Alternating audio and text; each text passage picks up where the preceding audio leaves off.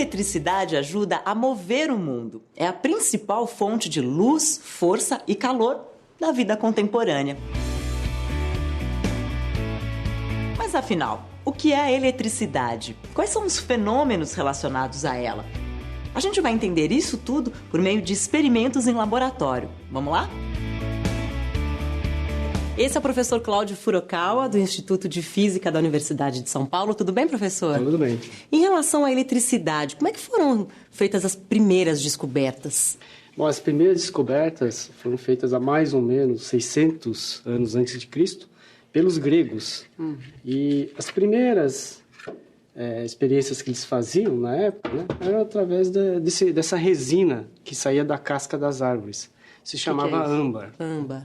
É uma espécie de plástico, só que natural. Então, o atrito, por exemplo, no cabelo, ele fazia com que o âmbar atraísse pequenos objetos, né? No caso, uma pena, que é bem leve.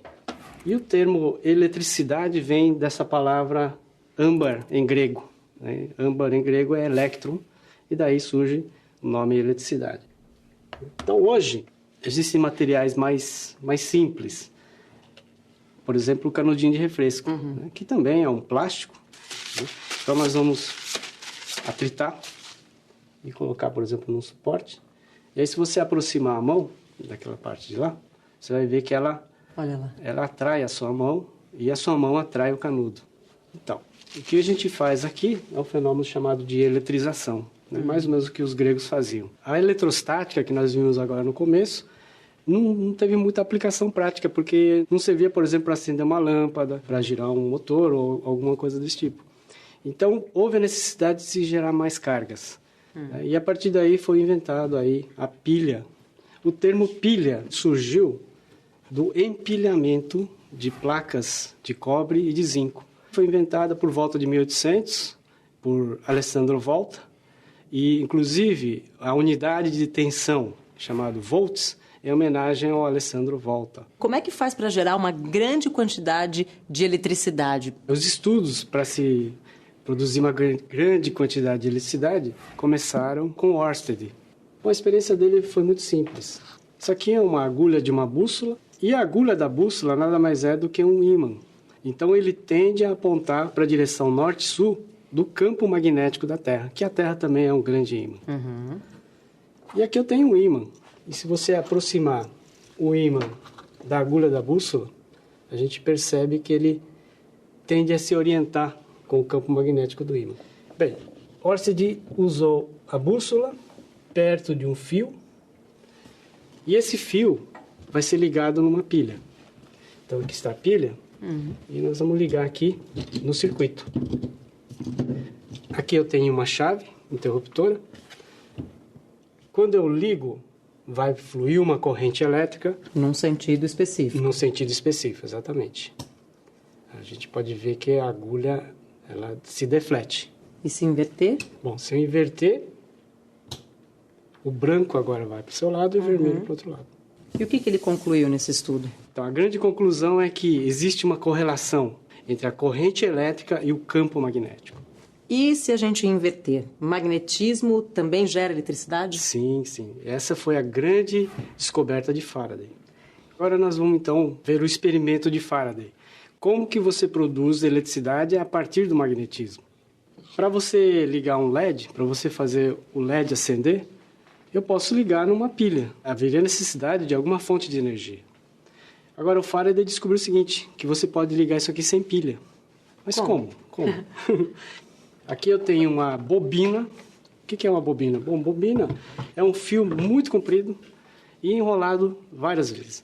Aqui eu tenho uma bobina de 300 espiras. Então, 300 voltas. Aqui eu tenho, apesar de pequeno, 4.000 voltas. É um fio bem mais fino. E aqui eu tenho em torno de 100 voltas. Só que como ele está encapado em massa epóxi para ficar rígido, a gente não está conseguindo ver os fios. Aqui um medidor de corrente elétrica. Então ele vai acusar a passagem de uma corrente elétrica. Então você podia segurar, por favor? Então aqui um ímã, campo magnético. E o Faraday descobriu que se eu deixo o ímã parado, nada ocorre. Mas se eu puser o ímã em movimento, haverá a geração de um campo elétrico, e esse campo elétrico é que vai fornecer uma corrente elétrica pelo fio. E muda se é mais rápido ou mais devagar? Sim, quanto mais rápido, mais volts irá aparecer, maior a tensão induzida. E para mostrar o que existe em torno desse ímã, que é algo que a gente não vê, que a gente chama de campo magnético, eu trouxe aqui uma plaquinha com um monte de esferinhas de ferro. E essas esferinhas de ferro, elas se alinham com o campo magnético do ímã, que a gente pode olhar por aqui. Olha. Você vê que há alguma coisa em torno desse ímã que nós chamamos de campo magnético. E a variação desse campo magnético que passa por dentro da bobina é que vai me gerar eletricidade. Então, essa experiência de Faraday foi revolucionária, porque a partir de uma forma de energia que é abundante na natureza, que é a energia mecânica, a gente pode transformar em eletricidade. E como é que isso se aplica no nosso dia a dia? No nosso dia a dia, a gente consegue essa produção de eletricidade nas usinas hidrelétricas, que eu vou mostrar agora nesse próximo experimento. Aqui nós montamos, então, um pequeno modelo de como funciona uma usina hidrelétrica.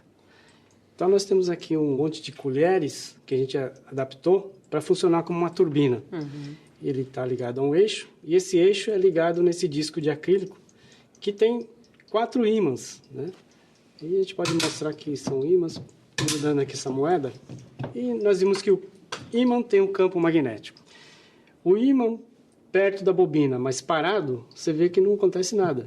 Mas se o movimento do ímã perto da bobina, ele é capaz de gerar um campo elétrico que, por sua vez, ela produz uma corrente elétrica. Então, se você quiser, pode girar. Olha. Acende. Acende. Quanto mais rápido você girar, mais intenso o brilho. E, professor, de que outra forma eu posso fazer essa turbina girar? Você pode fazer de diversas formas. Por exemplo, numa usina hidrelétrica. Ou, por exemplo, se você assoprar, você está usando a energia do vento, que seria a energia eólica. Ou, se não, eu poderia usar o vapor, tá? O vapor saindo em alta velocidade e fazer girar da mesma forma, né? Transformando a energia térmica em energia mecânica e energia mecânica em energia elétrica. E aqui, nesse caso? No nosso caso, a gente vai usar a força das águas. Aqui, então, é a água que estaria represada numa hidrelétrica. Num outro nível. Num outro nível. Ela pode ser liberada aos poucos e essa energia pode ser usada para virar a turbina.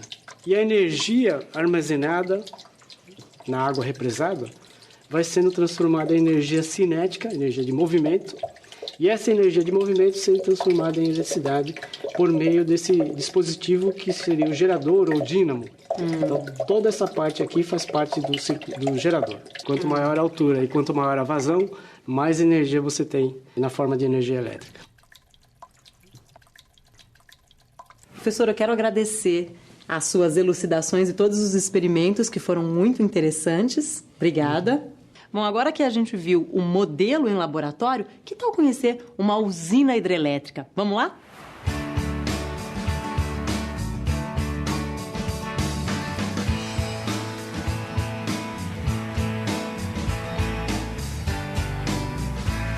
Eu vim até Rio Claro, no interior de São Paulo, para conhecer a usina hidrelétrica de Corumbataí. Esse aqui é o Evandro, técnico de operação hidrelétrica. Obrigada por me receber, viu, Evandro? Sejam bem-vindos.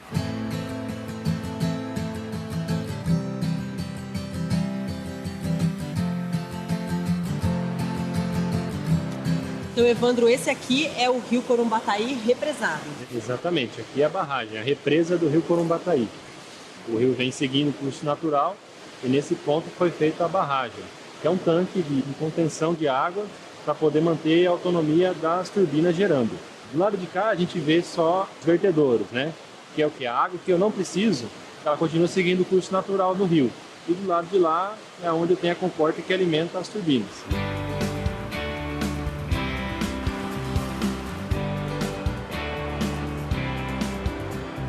Esse é o canal. Aqui a gente tem esse controle de vazão. A gente abre essa comporta para poder alimentar os dutos da casa de máquina. Quanto maior a vazão, maior a potência, mais energia gerada. É isso? Exatamente. Daqui essa água já segue direto para a turbina ou ela passa por algum outro lugar? Essa água ela passa primeiramente pelo tanque de compensação. É o último reservatório antes das turbinas. Aqui a gente percebe bem o desnível agora. O desnível do tubo aqui ele é maior para poder acrescentar mais energia da água dentro da turbina. Entendi. Então, deste ponto agora, a água segue direto para a turbina. Isso, E ela diretamente. fica naquela casa ali? Isso aqui é a casa de máquinas. Agora a gente vai para a casa de máquinas onde estão as turbinas.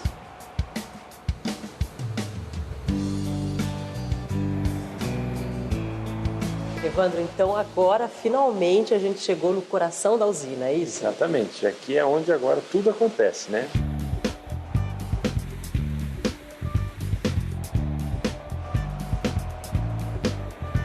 A água agora vai entrar na turbina. Aquela ali é a turbina. Aquela turbina.